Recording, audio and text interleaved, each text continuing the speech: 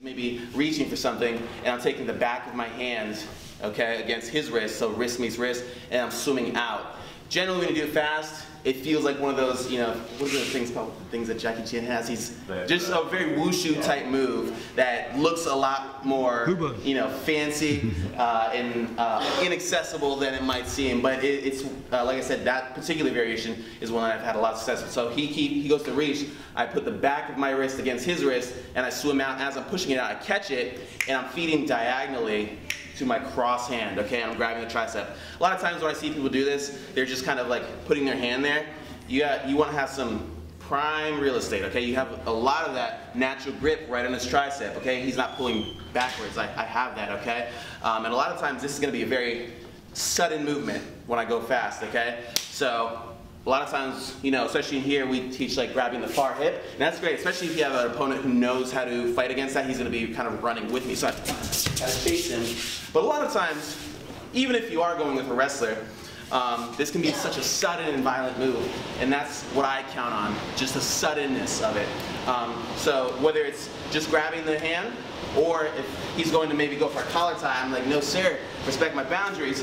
I'm grabbing here, and I just kind of come through.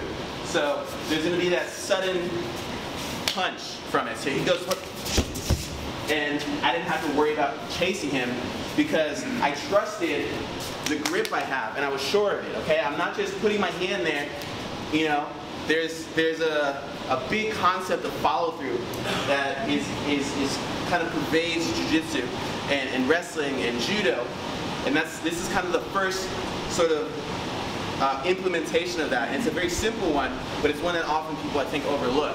So whether he's grabbing for a collar tie, or if we're just kind of hand fighting here, I grab something, we're head to head, and I feed it. I still have it, I still have it, I still have it, look, all right? Until I'm ready to finish off where I need to finish, okay? A lot of times, people will just kind of here and then maybe start to chase there.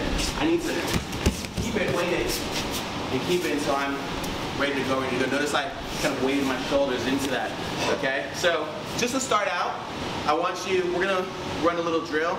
So we're gonna start with a parry arm drag, okay? So he's just gonna reach here, and I'm gonna come here. And I'm stepping in, okay?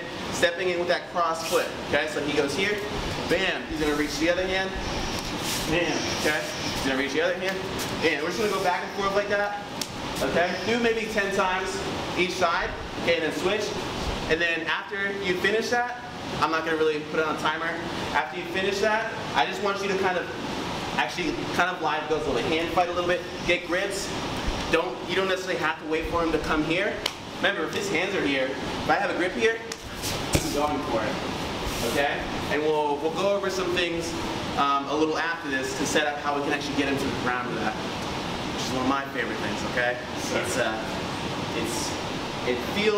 It looks gentle for like a second, and then it becomes very violent and aggressive, which, you know, it's got to put a smile on your face. Absolutely. But like I said, he's going to start, you guys go back and forth, bam, 10 times each side, bam. Make sure you're bringing that foot in to chase him. Don't just bring him to you, don't you just come to him, meet in the middle, okay?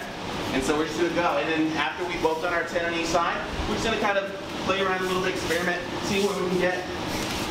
Sometimes I like to kind of like fake and go for it. When I go to arm drag, then they're able to kind of maybe run with it a little bit and kind of turn the hips, and then we get into that chase that we talked about earlier. And so maybe I'm not able to kind of get that back like I would like to, okay? It's a problem for me. I need to get something out of this. But what I can count on, if I can't get that back and maybe he goes to run, I'm definitely going to get a step out of him at least, all right? If not two, all right? Hopefully two. All right, so when I get that step out of him, that's what I'm counting on. Because I don't know if you guys skateboard or longboard or anybody like that, or even, I don't know, bike. Somebody flicks that pebble in front of your wheel, going flying, right? So what we're going to do is throw a little pebble, all right? In the road as he's going down, okay? Got a bit more of a pebble here. But I'm gonna put something in his path as I've initiated some motion. And maybe he's going with that motion happily because he thinks that I'm just not gonna get my back taken, okay? So what I'm gonna be doing is essentially a sacrifice throw. And what a sacrifice throw is, it means I go down with him, okay? But I'm controlling the nature of our descent, okay? And I want to do that because a lot of times these throws, even great throws by great judokas and great wrestlers, can end up in a really intense scramble. And for all I know, I can end up on the bottom side of that scramble. It's happened to me, okay, where I get a perfect throw, and we have too much momentum, and he flips back over me. Guess how many points I get? 0. If we're in the street, all right, I'm the dead guy, okay? All right, so sacrifice throwing. I'm getting him to take a couple steps, and then I'm going to sit out and away from him, okay? So I always like to use the analogy, we're an equal sign right now, and now we're kind of parallel, and then I want to kind of be a plus sign, all right? Now we're perpendicular, okay? So I want to stick something in the path. That's going to be my leg, okay? Everything goes, leg stays. I'm going to turn my toes out, my heel in to get the soft part of my leg, okay? That's going to be good for me, that's going to be good for him. I've done this before. I kick the guy in the shin, and generally I get the worst of it, okay? So I'm going to be pulling here, and I'm literally going to sit to the mat, sit out and away from him while pulling completely. I'm going to keep this the whole time, tricep the whole time. We talked about that follow through, okay? Okay? And you see, that didn't have to be crazy violent. I'd like it to be generally. But I want to, the reason I keep that tricep is because you see how he kind of fell? Well, in a perfect position. I slowed it down a little bit, but he can smack his face on the ground, optimal result. Or he can maybe get to his knees, or just end up in any manner of positions. But I want to make sure that I end up on the top side of that scramble, okay? The same thing, all right? All right, so we're a lot of times mirroring each other. That happens a lot in jiu-jitsu and a lot of sort of grappling. Even the arm jack can kind of turn into that, where we're kind of like pulling each other. Maybe you can arm jack me. So we're gonna kind of be mirroring each other here, and I don't like that. He as soon as he gets that grip on my neck, I don't want him to settle, okay? I don't want him to settle into that grip. So what I can do is, I can reach for that, kind of, you notice I'm kind of throwing back a little bit. I'm gonna grab the wrist. Alright? Alright, I'm going to look away. Alright, Alex actually on the underside. So, I'm going to pull away and throw my shoulder into it, throw my leg back, alright, and catch the shoulder, okay? I like to wedge it. If you can't see what I'm doing, make sure you're moving. Stay mobile, guys. Alright? It's like we'll teach this to so many people. I'm going to catch the shoulder and press it against my shoulder for a nice wedge. Now, typically, the Russian, you can kind of like come out here, and a lot of times in like sort of self-defense, sort of jiu-jitsu, you can come way up and you can get sort of a pseudo arm bar, okay? But a lot of times, when the guy feels that coming, he really goes into defense mode. And I want to make him at least feel, oh, I've got you, but you're not in complete danger. So, that said, we're going to kind of form a little bit of a V. So I'm not completely out here, I'm still kind of with him, okay? I'm not super tight in this arm, I'm trying to break your arm. All right, we're right here. I've got a good grip on his shoulder.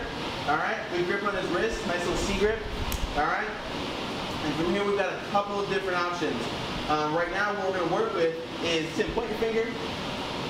Right, just right there. That's where he's going, okay? So from here, I'm going to kind of arch my back a little bit like a scared cat, all right? And I'm going to bring him down right to where he's pointing. What a courtesy, all right? So, from here, I'm going to kind of step back, step up, and I'm going to bring him down, okay, right to where he's pointing. From here, keep that. If I step in here, he's not going to like me being in his territory. Exactly, he's going to step his leg back, okay? So, as he goes to step his leg back, and that's why I'm saying you really want to get in his territory, make him feel that. He steps back. As he steps back, he makes room for me to then put my foot behind his foot. And go for a little, what was it? Boring old ankle pick, right? Little ankle pick. Alright, so I'm here, catch here, step in his territory. He doesn't like that. Alright, you can hold on to him or you can kind of let him fall as you will. I generally like the latter option just because, like I said, scrambling. Alright, so I want to, if I don't engage him, I don't feel like feel the need to jump on him. Now, I'm not going to end up on the worst side of that scramble, because I'm not down there. He is, okay? And if he stays down there, we're in luck. Okay? Or you can hop right on top of him, okay? Generally, I find myself, when I'm doing this faster, he just gets thrown down, okay? And then I can go to my standing passing accordingly. Bam. Right here. Bam. Step in his territory. Catch here. And the thing is, you don't even really have to necessarily pick his foot up. Okay? But I'm going to give him some weight here. That makes his foot a little lighter because he's trying to support it there, and then I catch the foot. I can pick the foot up. Sometimes you will end up being able to. But if I don't, it's okay. I still have that pebble in the road, okay? In here. And then the actual ankle pick comes with the hand.